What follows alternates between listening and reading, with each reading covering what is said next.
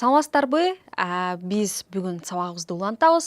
Бүгүнкү сабагыбызда дагы мен өзүмдүн тарткан кыска метраждуу даректүү тасмам, чырак аттуу тасмам жөнүндө сиздерге айтып бермекчимин. Эмне үчүн ушул теманы тандап алдым?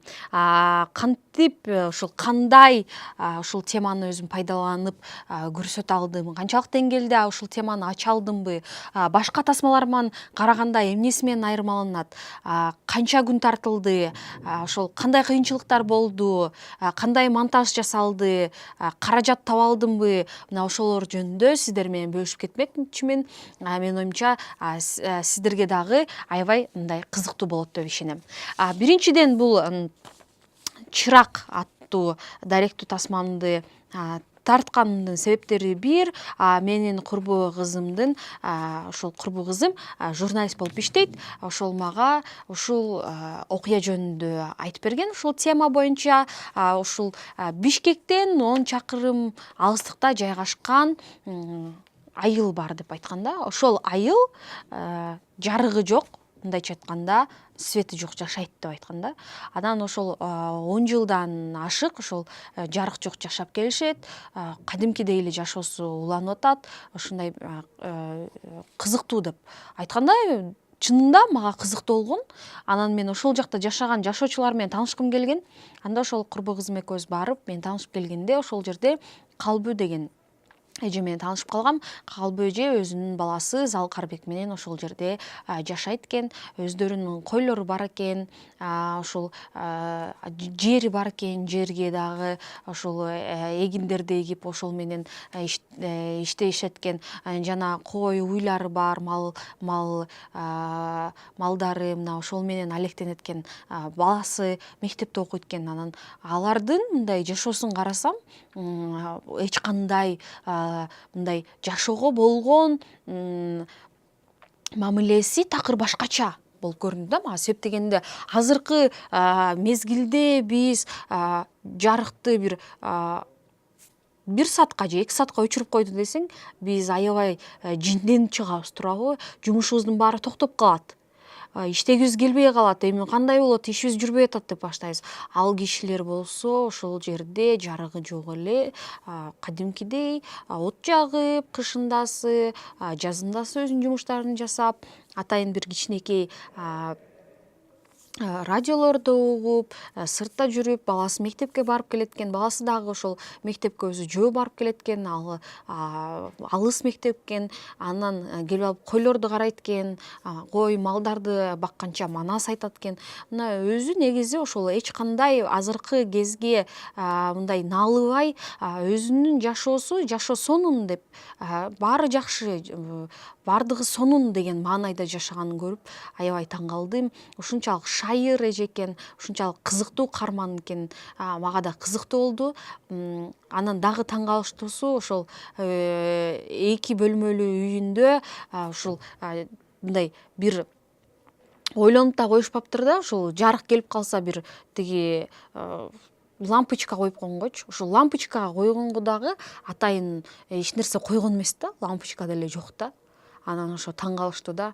Ошого мен дагы таң калып сурай бергем, эмне үчүн мындай, балким жарык бул жака келип калаттыр, свет келип калат, эмне үчүн кичине болсо дагы мындай келип калат деген ойдо деле лампочка жасатып койсоңор болбой беле десем, билбейм, ал жөнүндө деле ойлонбоптурбуз деп айтат да. Ошондуктан бул мындай адамдар эч качан мындай жакшы жакка эле умтулууну көрсөтөт.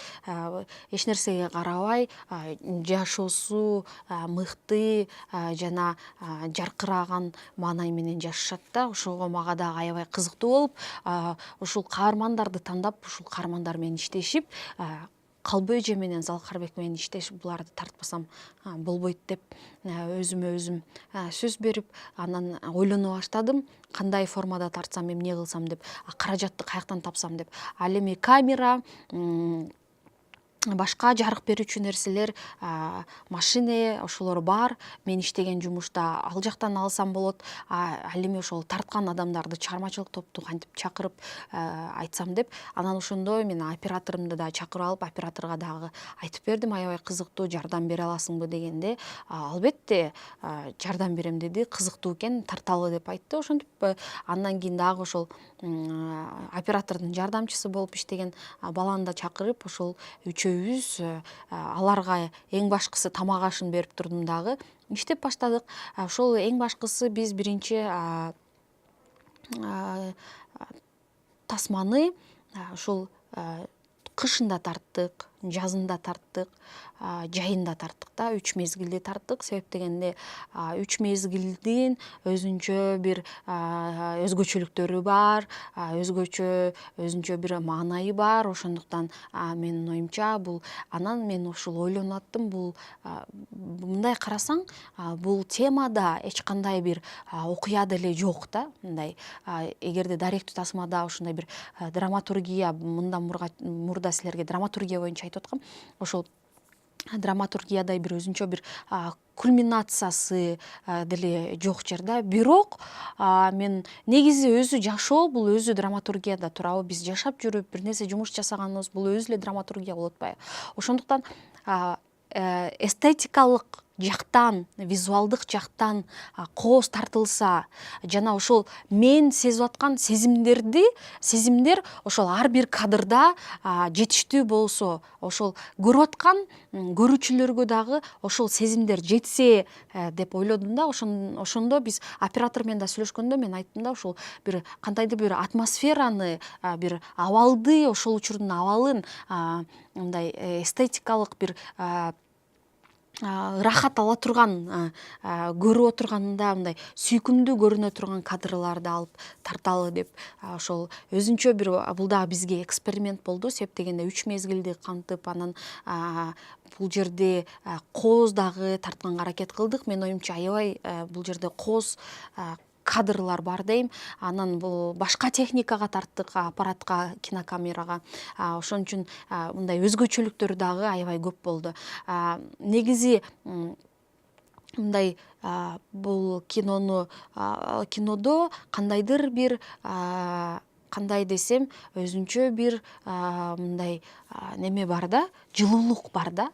Жылуулук негизи ошол жылуулук дагы сезилип турат да. Эгерде ошон үчүн дайыма айтат да, режиссердун кандай экенин же ошол мүнөзү кандай экенин эмнени айтайын дегениң сен ошол режиссердун киносун көргөндө көбү түшүнөт да. Режиссердун мүнөзүн дагы, ичиндеги кандайдыр бир ойлору, максаттары бар ошол экранга чагылдырылып чыгып калат да. Ошон үчүн бир кандайдыр бир жылуулукту дагы бергим келди да. Наалыбай жашаган, өзү жашоо сонун керемет деп жашаган адамдардын жашоо мүнөзүн чагылдырып көрсөткүм келди. Кино ошол 3 мезгилде да тартсак, аябай көп, узак мезгилде да тартсак, бирок 10 мүнөт болду, 10 мүнөтталык кино болду. Ошол бул кинонун дагы буюрса дагы көрсөтүлүшү дагы көрүп каласыздар. Ушул чырак деп аталат. Бул чырак деп эмнеге чырак деп койгонубузда себеби булар ошол кечиндеси ошол чырак менен отуруп алып тамак аш ичишет, чырак менен уулу тапшырмаларын аткарат мектептен келгенде. Андан кийин чырак менен отуруп алып дагы телевизор, сыналгы көрүшөт да. Анан таң каласың да, кантип телевизор көрөт да, бир кадр бар да менин киномдочу. Анан ошонун баары көрүп алып, жарык жок болуп атса, кантип телевизор көрүп атат деген ушундай сөздөр бар да. Көрсө булар деген атайын азыр телевизорлор чыккан экен, кичинекей ошол аккумулятор менен иштегенчи. Ошол аккумуляторда машинанын эле аккумуляторлор болот го, ошону эле заряддап келишип туруп, ошол аркылуу телевизорду туташтырып, ошол сыналгыны булар көрүшөт экен. Кечиндеси, көбүнчөсү кечиндеси отуруп алып көргөнүн байкайсыздар. Күндүзү ошол кээде эле көрүшөт. Күндүзү көбүнчөсү ошол мал менен, үйдүн жумуштары менен алек да. Анан бири-бирине болгон мамилеси, ошол калба эже менен Залкардын бири-бирин түшүнгөнү, ошондой эле ушундай бир кооз жерде жашап, жөнөкөй үйдө, бирок ошол өздөрүн аябай мындай кандай десем бай сезип, ошондой эле мындай өздөрүн жөнөкөй, ошону бактылуу сезгенин ошол биринчи эле кадрлардан байкайсыздар. Ар бир жасап аткан жумушун дагы ушунчалык жакшы көрүп жасап аткандыгы дагы менин оюмча ошол кадрларда көрсөткөнгө аракет кылдым. Анан булар менен иштеш аябай оңой болду. Эч кандай биз бул жака туруп бериңиз, бул иш жасаңыз деп айткан жокпуз. Негизи даректүү тасмада эч качан сен өзүңдүн каарманыңа же болуп аткан темага бир нерселерди жасап мондой кылып коелу, тигиндей тура калыңыз деген болбойт. Ошентсең сен бир кандайдыр бир тоскоолдуктарды жаратып, өзүңдүн каарманыңа жардам бербей, жөн гана кайра мындай аны ыңгайсыз абалда калтырып калышың мүмкүн да. Ошондуктан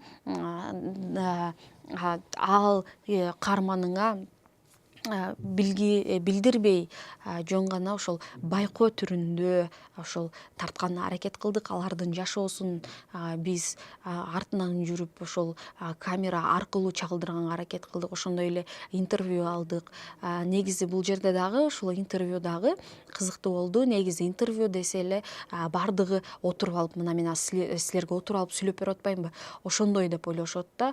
Негизи интервьюну дагы ар кандай болот да. Интервьюну ар кандай шарттарда тартсаң болот. Бир гана жөн эле отургузуп эмес, балким туруп сүйлөп атат. Андан кийин бир жумуш жасап атып сүйлөгөн дагы болот. Биз ушул калба эжени болсо ошол тамак бышырып аткан болчу. Анан карасам ушул бир кызыктуу кадр болгон атат да. Анан оператор менен сүйлөшүп, кел ушул жерде тарта берели, анан мен акырын суроолорду бере берейин, интервью катары болуп калсын, сен тарта бер деп айтсам макул деп сүйлөштүк. Акырын камераны коюп, анан мен ошол өзүм сүйлөшө бердим, суроолорду берип сүйлөшкөнчө эже болсо бизге жооп бергенче тамак ашын жасап атат да. Анан ошол жерде кыймыл аракет бар да, кадрдан чыгып кетип кайра келет. Бул деген ошол реалдук да, жашоодо ошондойбуз да. Биз өзүбүздүн жумуштарды жасап атып дагы сүйлөй беребиз. Бир нерсени айтып берип атканда да бир нерсе жасап атып туруп анан сүйлөп кайрылып айта беребиз да. Мына ошол дагы ошол даректүү тасмалардын дагы өзгөчөлүктөрү мына ошондо болуп атат да. Себеп дегенде ушунусу менен дагы биз көрүп аткан көрүүчүлөрдү дагы өзүбүзгө тартып алабыз. Себеп дегенде бул жөнөкөйлүк, анан реалдуулук болуп атат да. Ошол интервью дагы мага аябай жагат. Себеп дегенде ал жерде эч кандай эже өзүн даярдап же мындай толкундоолор болгон жок. Өзү жумушун жасап атып эле бизге ошол биз кандай суроо берсек, ошолорго өзүнүн ак дили менен жооп берип атты да. Анан бала менен негизи жаш балдар менен иштеген, окуучу өспүрүмдөр менен иштеген негизи өзү аябай оор. Залкарбек менен дагы кичине кыйынчылыктар болду. Себеп дегенде андан дагы ошол интервью алганыбыз бар, бирок ошол тасмага кирген жок. Ошол интервью алып атканыбызда ошол 1-2 жолу алдык да, кайрачы. Ал аябай толкунданып, көп мындай көзүн ача албай кыйналдык да. Бирок кийинки интервьюсун алганда бизге ишенип калгандыктан, мындай биз менен бирге жүрүп ошол көп убакыт өткөндөн кийин анан ачыла баштады да. Ошондуктан аларга дагы аябай өтө кылдат мамиле жасап, ошол ишеничине киргенге дагы аракет жасадык. Бирок тилекке каршы ошол ал каарманыбыз берген интервью киного кирген жок. Андан кийин дагы бир жакшынакай бир ушул кызыктуу эпизод бар. Булар экөө Залкарбек менен Калба эже апасы түшкө маал ошол түштөнүп аткандары бар. Түштөнүп атканда ошол Калба эже өзү оскомузда ойнойт. Оскомузда ойноп атып, тиги баласы болсо телефондун диктофонуна жаздырат да. Жаздырып анан биз мындай эле тартып атканбыз да, бир маалда мен оскомузда ойноп көрөйүнчү деп өзү дайыма күнүгө кичине болсо дагы өзү үчүн мындай машыгып турайын деп машыгып турат экен да, ойноп турайын деп. Анан ошондо оскомузун алып ойноп баштады. Анан деп кичине ойноду. Анан биз дагы таң калып калдык. Анан сен жаздырчы угуп көрөйүн деп анан баласына диктофонго жаздырып атпайбы. Анан диктофонго баласы жазып кайра ал угуп туруп начар болуп калыптыр. Кел дагы кайра жаздырабыз деп кайра жаздырып атат да. Мына ошентип өзүнүн ойногонун кайра диктофонго жаздырып алып туруп анан кайра оңдоп кайра жазат экен да. Мына ошол жерде дагы апасы менен баласынын мамилеси, алардын ушундай бир үй бүлөлүк балуулуктары, өздөрүнө болгон мамилелери, өздөрүнө болгон мындай кандайдыр бир жакшы нерселери ошол кадрдан дагы байкалат да. Ошонусу менен дагы бул ошол эпизод аябай жагат мага. Жана ошол дагы бир мыкты эпизоддордун бири бул ошол Залкарбек кой багып жүргөн жери, койун айдап кетип атканда ушундай атайын ошол оператор дагы кичине камерасын жылдырып мындай панорама жасаган. Мен мурунку сабактардан дагы силерге түшүндүрүп кеткем, панорама деген болот деп. Анан койду айдап кетип атат. Анан ушул тоолордун ошол арткы жагындагы фондо ошо тоолор жапжашыл жай мезгилинде манас айтып атканын, ошол өзү манаска аябай кызыгат экен. Ошол манас айтып атканын биз тартканбыз. Ошол жер дагы менин оюмча өзүнчө бир кандайдыр бир атмосфераны, бир абалды ушундай бир берет. Себеп дегенде биз үчүн ошол Манас дагы бул улуу адам да. Ошондуктан өзү дагы ошол Манаска кызыгып, Манастын китебин окуп, ошол Манас айтып, өзүнчө бир мелдештерге катышып жүрөт экен Залкарбек дагы. Ошол интервьюдан караганда ошол Манас айтканда ал эч кандай мындай тартынбай, эч кандай тартынычы жок болуп бизге ак дил менен ошол Манасты айтып берди да. Ал эми интервьюда өзү кыйналган болчу да. Негизи ошондой болот го, кээ бирки адамдар өздөрүнүн бир таланты бар болсо, ошол таланты менен көп нерсени көрсөтө алат. Ал эми сүйлөгөнгө келгенде жакшы сөз сүйлөй албай калышы мүмкүн да. Ошондуктан бул ошол чырак тасмасында дагы убакытты көп алды, 1 жылдай алды. Андан кийин ошол монтаж жасаганы келгенде дагы кыйынчылыктар болуп атты. Бул кыйынчылыктар кандай кыйынчылыктар болуп атты? Себеби бир мезгилден экинчи мезгилге өтүш керек. Кышты көрсөтүп атып, анан жазды көрсөтөсүң, анан жайды көрсөтөсүң. Ошолордун бири-биринен өтүшүн кандай туура монтаж жасасак болот деген нерселер болуп атты. Ошол жерлерди дагы ойлонуштуруп, ошол окуяны дагы бир мындай немеге түзүп алып, ошол башынан аягына чейин көрүүчүлөргө түшүнүктүү болсун деп монтажды дагы аябай көп өзгөртүүлөр болду. Монтажды себеп дегенде мындай биринчи дагы тасманы көрсөткөндө кээ мындай түшүнүксүз дагы болду, мындай түшүнбөй калдык, көп маалымат жетпей калды дегендер дагы болду.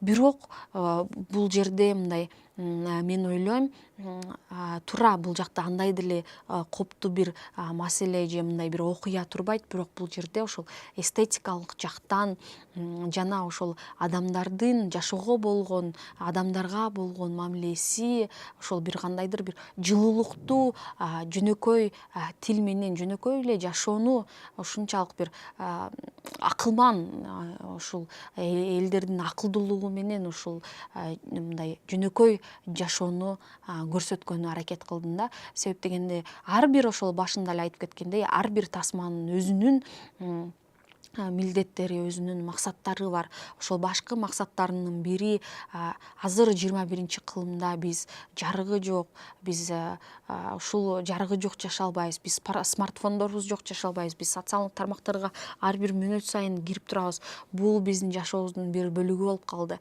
Ал эми алар үчүн ушул алар үчүн бул эмес, алар үчүн ошол өздөрүнүн ички дүйнөсүндө боштондук, ички дүйнөсүндө жылуулук, ошол алар үчүн эң негизги нерселердин бири болуп саналат да. Анан ушул адамдардан дагы мен ушул бир жөнөкөйлүктү жана көп нерсеге капаланбаганды, ошол көп нерселерди үйрөндүм да.